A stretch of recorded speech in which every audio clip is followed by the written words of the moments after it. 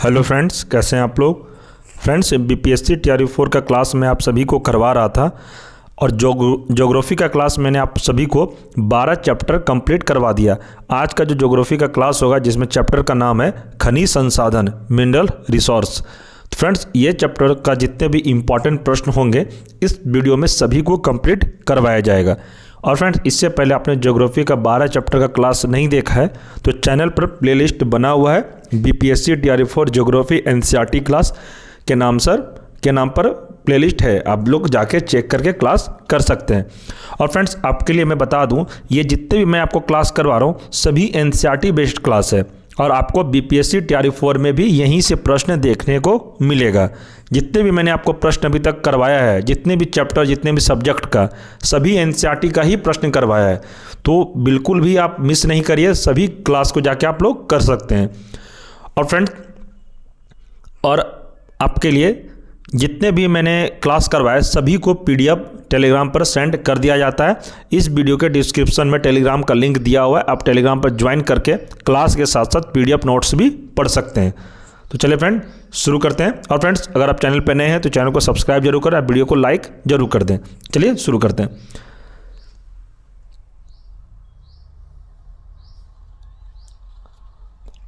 प्रश्न है, भारत का सबसे महत्वपूर्ण खनिज युक्त सेल तंत्र कौन सा है। याद रखना है फ्रेंड्स, यह धारवाड़ तंत्र है। भारत के किस भाग में खनिज संसाधनों के वृहद भंडार हैं। तो वृहद भंडार कहाँ है, तो दक्षिण पूर्व में है। आगे प्रश्न है, भारत का कौन सा राज्य खनिज संसाधनों से सर्वाधिक संपन्न राज्य है। ध्यान रखिएगा, यह कर्नाटक है। नेक्स्ट, भारत का कौन सा राज्य खनिज उत्पादन में अग्रणी राज्य है। तो कौन सा खनिज उत्पादन के लिए अग्रणी राज्य है भारत में, तो यह उड़ीसा है।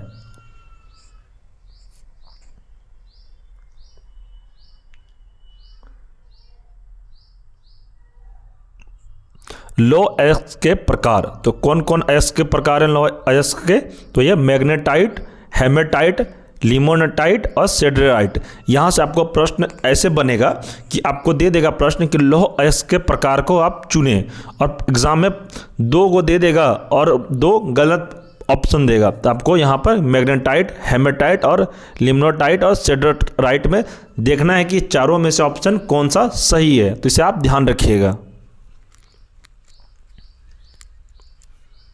प्रश्न है, भारत में लौह अयस्क किस क्रम की शैली में पाया जाता है। तो इसका आंसर हो जाएगा धारवाड़ शैली में पाया जाता है। आगे है, प्रसिद्ध लौह अयस्क खान कुद्रेमुख किस राज्य में स्थित है। तो यह है कर्नाटक में। अगला प्रश्न, राजस्थान के नाथरराकीपाल क्षेत्र में कौन सा खनिज पाया जाता है। तो कौन सा खनिज पाया जाता है, तो लौह अयस्क पाया जाता है। आगे है, बेलाडीला खान किस खनिज से संबंधित है। तो बेलाडीला खान किस खनिज से संबंधित है, तो याद रखना है आपको, यह लौह अयस्क से संबंधित है। तो इसे आप भी याद रखिएगा। इंपॉर्टेंट पॉइंट है कि तांबा का सर्वाधिक उत्पादन मलाज खंड क्षेत्र यानी कि मध्य प्रदेश में होता है, जबकि इसके सबसे अधिक भंडार राजस्थान में। आपसे एग्जाम में प्रश्न पूछेगा फ्रेंड्स कि तांबा का सर्वाधिक उत्पादन किस राज्य में होता है। तो याद रखना, आपको बताना यह मध्य प्रदेश में होता है। और प्रश्न ये भी पूछेगा कि तांबा का सर्वाधिक अधिक भंडार किस राज्य में। अधिक भंडार का बात करेगा तो आपको राजस्थान बताना है और सर्वाधिक उत्पादन के बारे में पूछा जाएगा तो आपको मध्य प्रदेश बताना है। मध्य प्रदेश का कौन सा क्षेत्र, मलाजखंड क्षेत्र में। आगे, एशिया का उच्च कोटि का जस्ता यानी कि जिंक एवं सीसा अयस्क भंडार उपलब्ध है। तो कहाँ पर है, भीलवाड़ा जिला यानी कि राजस्थान में यह स्थित है। भीलवाड़ा जिला कहाँ पर है, तो राजस्थान में। आपसे प्रश्न ऐसे भी पूछेगा कि एशिया का उच्च कोटि जस्ता एवं सीसा अयस्क भंडार उपलब्ध है, यह किस राज्य में है। तो आपको राजस्थान बताना है। यह किस जिला में राजस्थान के, तो ये भीलवाड़ा जिला में है। आगे प्रश्न है, विंध्य शैलों में किसके वृहद भंडार पाए जाते हैं? तो किसके वृहद भंडार पाए जाते हैं? तो इसका आंसर हो जाएगा चूना पत्थर के।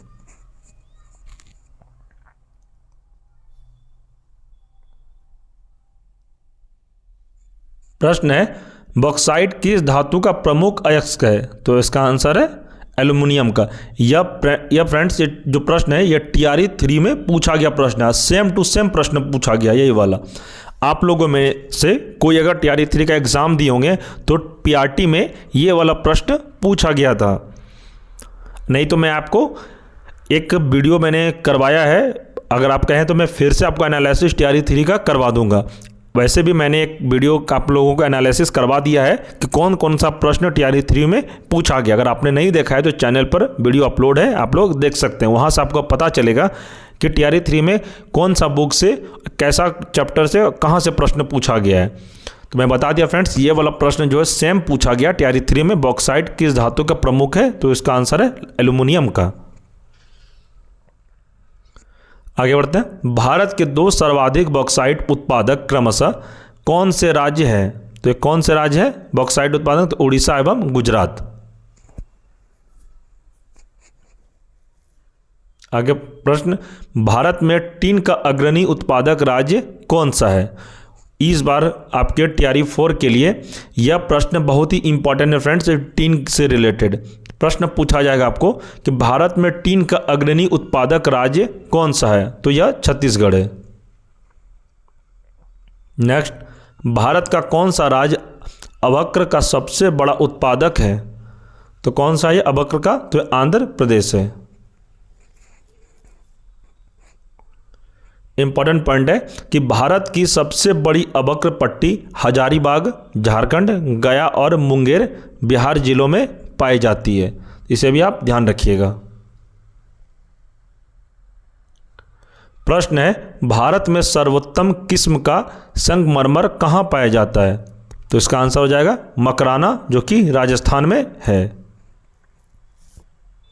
आगे, क्वार्टजाइट किस पत्थर का कायांतरित रूप है?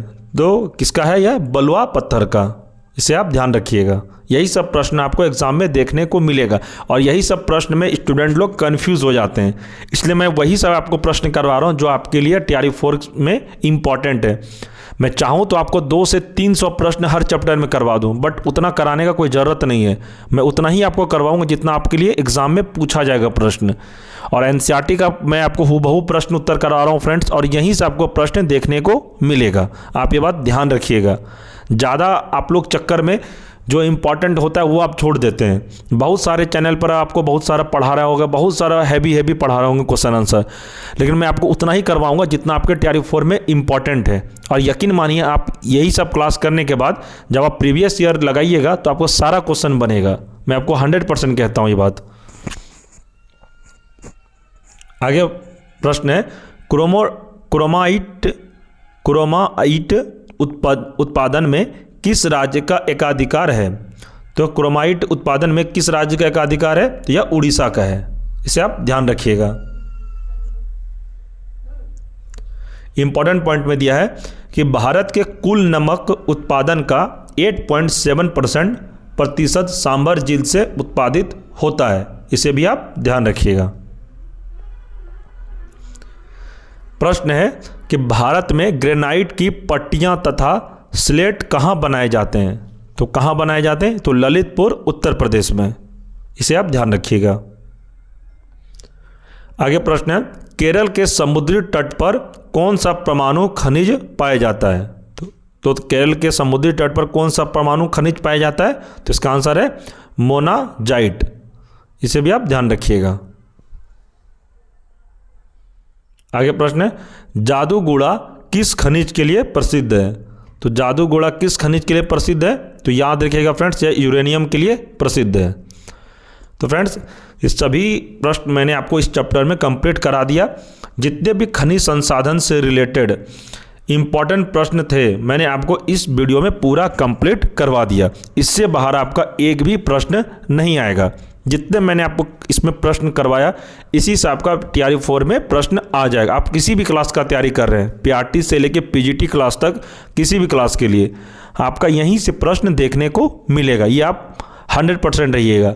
आप विश्वास करिए फ्रेंड्स, जितने मैं आपको क्लास करवाया हूँ अभी तक, जैसे कि मॉडर्न हिस्ट्री पूरा कंप्लीट हो गया है और मॉडर्न हिस्ट्री का मैंने लाइव सेशन मैराथन भी एक वीडियो में कंप्लीट करवा दिया। अगर आपने नहीं देखा है, पूरा मैराथन वीडियो में, एक ही वीडियो में पूरा मॉडर्न हिस्ट्री 32 चैप्टर मैंने आपको कंप्लीट करवा दिया है। अगर आपने नहीं देखा है तो चैनल पर वीडियो अपलोड है, करीब 9 घंटे की क्लास है वो। अगर आप वो क्लास देख लेते हैं मॉडर्न हिस्ट्री का, तो वहाँ से आपका एक भी प्रश्न नहीं छूटेगा। उसके बाद आपको किसी और का मॉडर्न हिस्ट्री क्लास करने का ज़रूरत भी नहीं पड़ेगा, क्योंकि मैंने जितने भी मॉडर्न हिस्ट्री में क्लास करवाया, जितने भी चैप्टर, सभी एनसीईआरटी का ही प्रश्न उत्तर है उसमें गांधी युग का भी 1915 का आगमन से लेकर 1947 तक गांधी जी से रिलेटेड भी इम्पॉर्टेंट प्रश्न कम से कम उसमें मैंने 100 से 150 प्रश्न सिर्फ गांधी जी के बारे में बताया। और इधर अलग चैप्टर है, और रॉलेट एक्ट 1857 की क्रांति, ब्रिटिश भारत में विस्तार, पत्रिका के बारे में, vernacular press act, warms act,